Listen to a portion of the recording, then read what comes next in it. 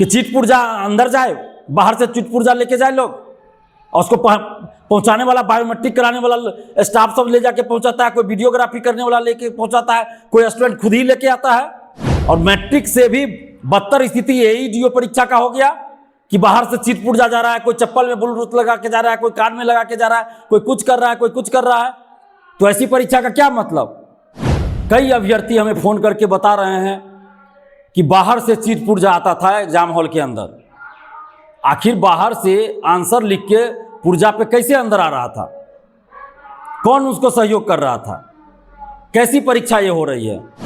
जब बीपीएससी से कोई सवाल करते हैं अभ्यर्थी, कुछ आरोप लगाते हैं, तो 2 साल 3 साल 5 साल के लिए प्रतिबंधित कर दिया जाता है अभ्यर्थियों को। लेकिन जो धांधली सेटिंग पेपर लीक में संलिप्त पाए जाते हैं, टीआरई 3 में 266 लोग पेपर लीक में संलिप्त पाए गए, अभी एईडीओ में जो बहुत सारे लोग पकड़े जा रहे हैं, तो इन लोगों को बीपीएससी आजीवन प्रतिबंधित क्यों नहीं करती है? बीपीएससी द्वारा आयोजित एईडीओ की परीक्षा में कई तरह की अनियमितताओं, गड़बड़ी और धांधली सेटिंग, पेपर लीक की बातें सामने आ रही है। कई अभ्यर्थी हमें फोन करके बता रहे हैं कि बाहर से चीट पुर्जा आता था एग्जाम हॉल के अंदर। आखिर बाहर से आंसर लिख के पुर्जा पे कैसे अंदर आ रहा था? कौन उसको सहयोग कर रहा था? कैसी परीक्षा ये हो रही है? जब आंसर बाहर से अंदर आ रहा है, इसका मतलब क्वेश्चन भी बाहर गया होगा। जब तक क्वेश्चन बाहर नहीं गया तो आंसर कैसे अंदर आ रहा है? इसका मतलब आपका एग्जाम जो आप कराए हैं उसमें पेपर लीक है, धांधली सेटिंग है। परीक्षा से पहले ही हमने वीडियो बनाकर भी इन सब चीजों को उजागर किया था और हमने पुलिस को भी सूचना दिया था। कई अभ्यर्थी हमें एग्जाम से पहले बोल रहे थे कि 30 लाख 35 लाख का रेट चल रहा है। हमने वीडियो बनाकर भी एग्जाम से पहले इस बात से आगाह किया था बीपीएससी को और सरकार को भी।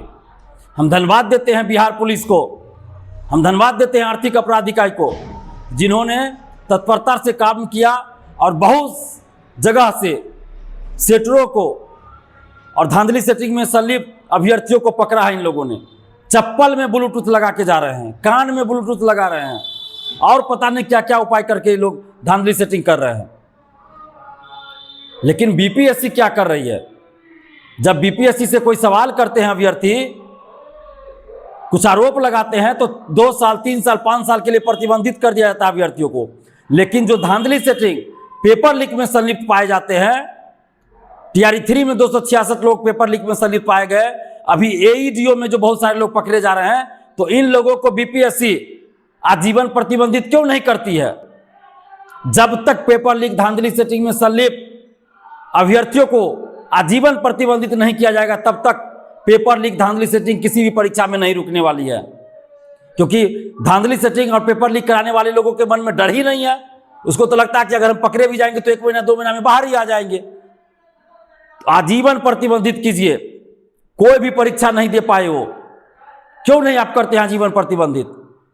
सिर्फ अब उन अभ्यर्थियों को आप प्रतिबंधित कीजिएगा 2 साल 5 साल के लिए जो आप पे आरोप लगा देंगे, जो आपसे कोई सवाल कर देंगे, और जो धांधली सेटिंग पेपर लीक में संलिप्त पाए जाते हैं उस पर क्यों नहीं आप कार्रवाई करते? आजीवन प्रतिबंधित कीजिए।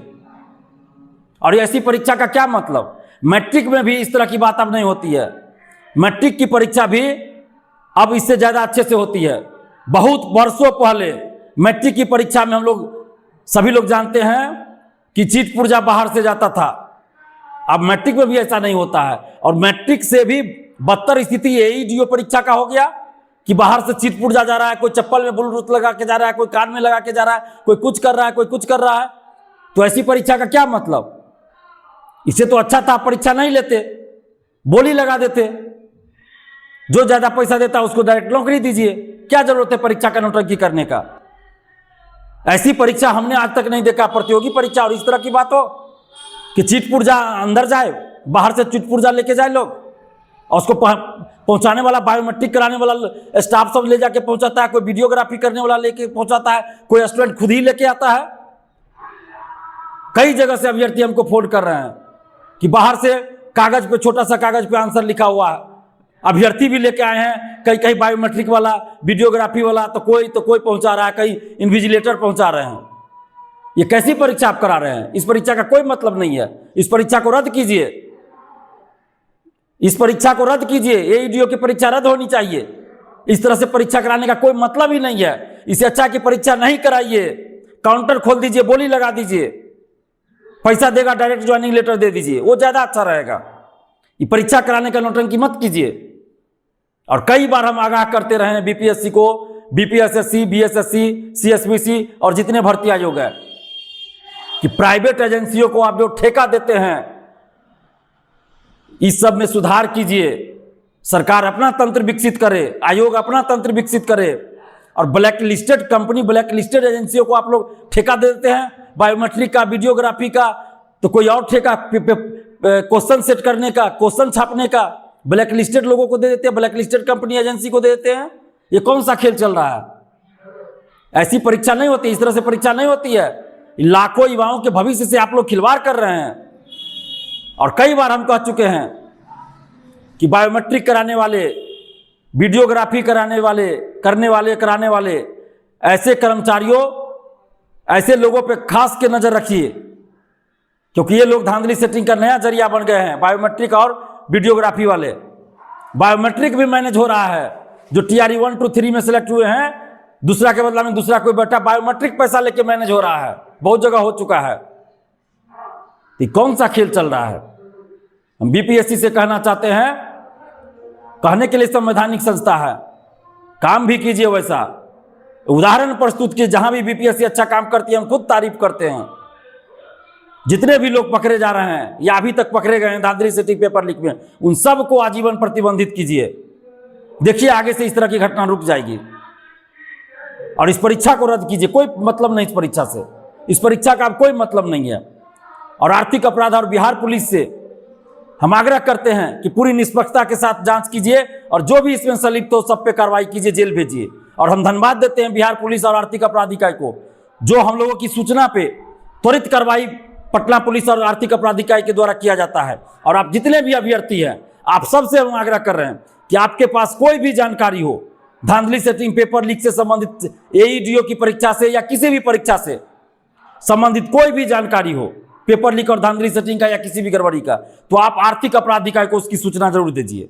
आर्थिक अपराध इकाई को सूचना दीजिए। अगर आपको आर्थिक अपराध इकाई को सूचना देने में कोई समस्या हो तो आप हमें दीजिए, हम आर्थिक अपराध इकाई तक उस सूचना को जरूर पहुंचाएंगे। हमारा मोबाइल नंबर है 7282005656। बीपीएससी को कोई भी जानकारी, कोई भी सूचना देने से कोई फायदा नहीं है। TRE 3 में हम लोग देख चुके हैं। इसलिए बीपीएससी को कोई भी सूचना आप दीजिएगा, बीपीएससी लिपापोती करेगी, उल्टे आपको सवाल जवाब करेगी, आपको टॉर्चर करेगी, आपको प्रताड़ित करेगी, आपको डराएगी। इसलिए आर्थिक अपराध इकाई को डायरेक्ट सूचना दीजिए, डायरेक्ट जानकारी दीजिए, क्योंकि जांच एजेंसी आर्थिक अपराध इकाई है, तो उसको सूचना दीजिए। अगर आर्थिक अपराध इकाई को देने में कोई परेशानी हो तो आप हमें दीजिए। और सरकार से और खासकर मुख्यमंत्री सम्राट चौधरी जी से कहना चाहते हैं कि आप नए मुख्यमंत्री बने हैं, अभी लंबी राजनीति आपको करनी है। अगर आपको लंबे समय तक बिहार का मुख्यमंत्री रहना है तो युवाओं के साथ न्याय कीजिए और धांधली सेटिंग पेपर लीक में संलिप्त लोगों पर कठोर कार्रवाई कीजिए। बुलडोजर चलाइए इन लोगों के ऊपर, इनके घर के ऊपर, ताकि इन लोगों का मनोबल टूटे और आगे से पेपर लीक धांधली सेटिंग रुक जाए। अगर सख्त कार्रवाई नहीं कीजिएगा, चाहे बड़ा से बड़ा नेता हो, बड़ा से बड़ा कोचिंग शिक्षक हो, बड़ा से बड़ा अधिकारी हो, बड़ा से बड़ा माफिया हो, जो भी धांधली सेटिंग पेपर लीक में संलिप्त है, सब पे कठोर कार्रवाई कीजिए। जब तक कठोर कार्रवाई नहीं कीजिएगा बड़े लोगों पर, तब तक पेपर लीक धांधली सेटिंग नहीं रुकने वाली है।